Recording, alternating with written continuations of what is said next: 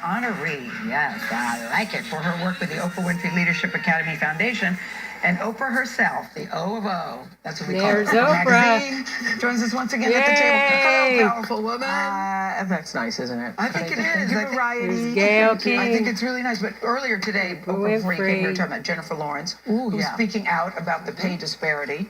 And I said that I thought it was brave of her to speak out. And you said, why do you think it's brave? Well, I think you were asking me. Of why course, do I it think is it's brave, but I also think it's a moment in time. You know, like those of us in the news business, you know, you can talk and talk and talk about a thing, and then finally it hits the zeitgeist. I'm old enough to have been here, you know, before Mothers Against Drunk Driving. Yeah. Remember? And then when finally it hits a You mass... never thought it would change, and all of a sudden it did. And then all of a sudden it did. Yeah. And the same thing is going to happen with texting. And now the same thing is happening with diversity in Hollywood. The conversation has actually gotten started, and the conversation about parity for women has gotten started, and the fact that she's joined that conversation. Do you think it's actually changing?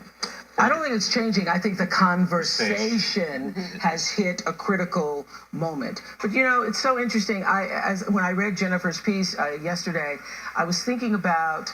I said, wow, this sounds like 1985. Yeah. Because when I first started the Oprah show, true story, Gayle, This is a great story, yeah. How do you know what I'm going to tell? Okay. You're going to talk about the producers were not getting a raise. I started, just before we, the producers were not getting a raise. Yes.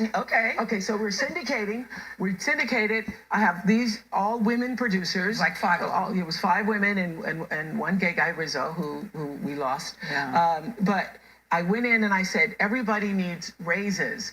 And the management at the time said, why do they need raises? Why do a bunch of girls need raises? They're not married. They're not married. They Don't have children. They don't own their own houses. Why? Yes. This is 1985 in Chicago. Yes. And so then years later.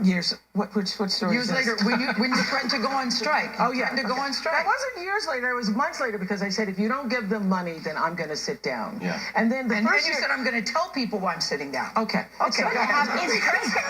You don't actually need to be here, Gayle. Just tell the story. She leaves out the details. Okay, go ahead. So the first year, they wouldn't give them any more money. And so what did I do?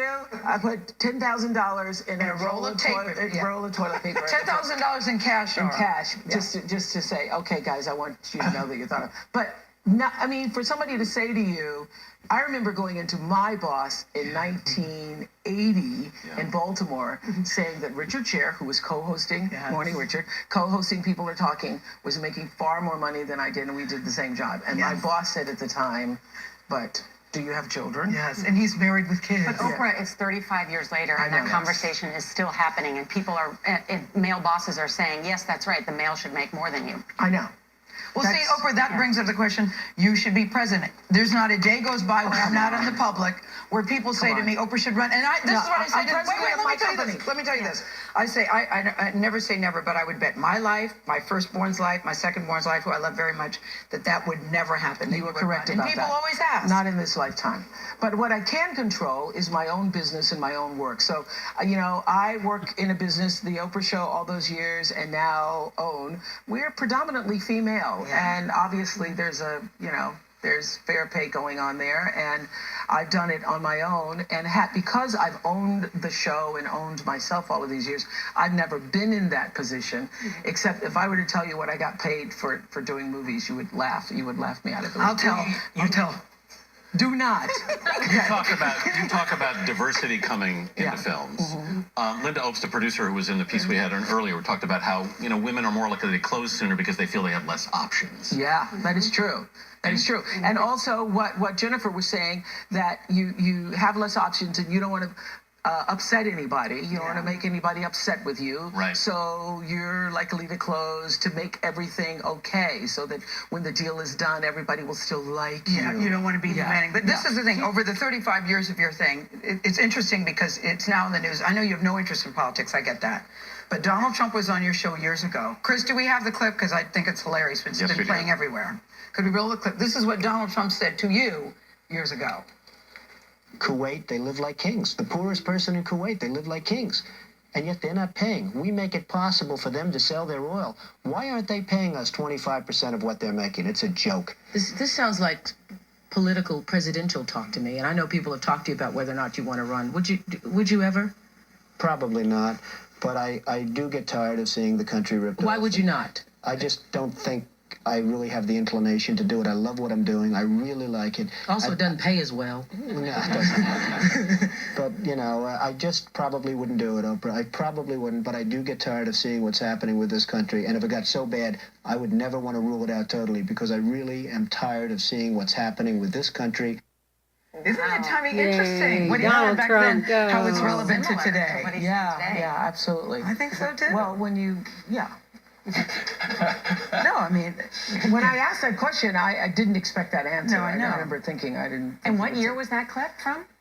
Let's see. According to the hair, that would be 88. 88. I would say. I was going to say 87, 88. 88. That's what Chris is saying. you still look good. 88. Let's talk about the new series that you've put together, Believe. We're going to talk more about it. But why did you want to put this together? This is, you say, your life's work. Well, I had seen Planet Earth on Discovery years ago, and I just was knocked out by our planet. I fell in love with the Earth. I really did. I love those polar bears coming up out after being hibernating. Anthony, you remember the polar bears?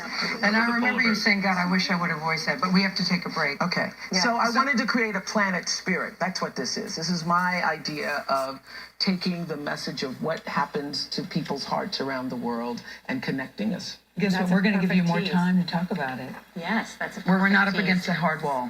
You know, that's You like. see what she does? Yeah, I got it. I got it. She understands. She understands. She'll be back to translate it for you in the next segment.